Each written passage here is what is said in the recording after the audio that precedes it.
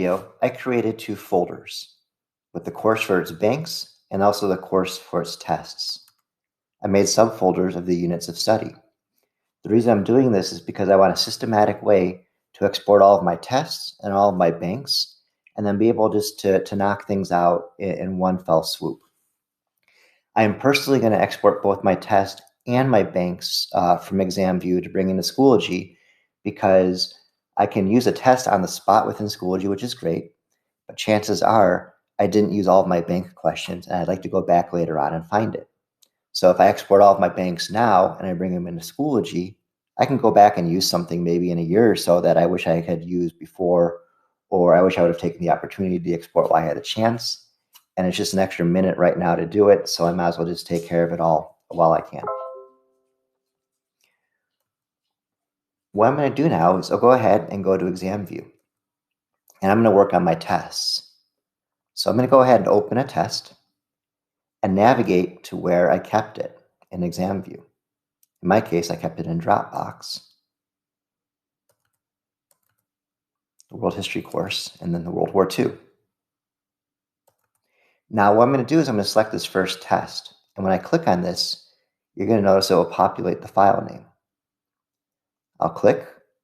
Now I'm going to select and copy everything. This is important because this will save you a lot of typing as we go on. I've copied the name of that first test, and I'll hit open. I'll now go to File, Export, Blackboard 7.1 to 9.0. And now I need to choose a place to save my export. So at this point, I'm going to go to my desktop. I'm going to go to my CPU World Tests, World War II, and I'm going to paste in that file name because I want the test to be the same name as I had in Examview because that's what I'm used to. So I pasted it in and hit save. Next thing I have to do is put in some test information.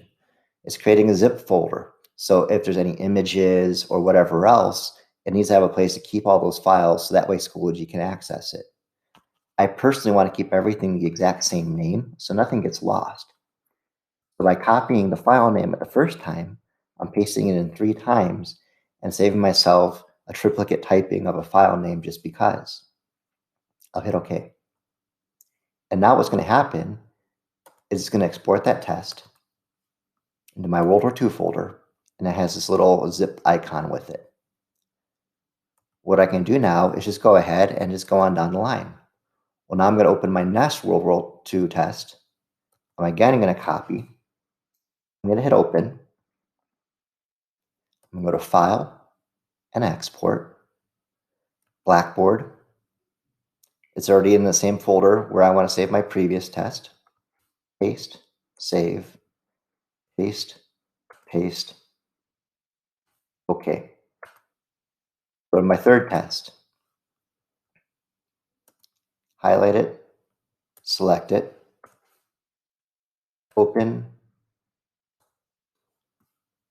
File, Export, 7.1 to 9, paste, save, paste, paste, and so on and so forth. So what I've done here is I've already done 3 of my 6 tests, and it's just as quickly as repeating it as it's going to get done. It's for this reason I really recommend that you take that moment to stage everything, and that way you can just knock out a couple of units at a time and just keep on repeating. Your tell to make sure that everything was done correctly is when you go to that actual test folder that you've made, you'll be able to see these things that you've created, and that's how you export the test. The process for doing a test bank is identical.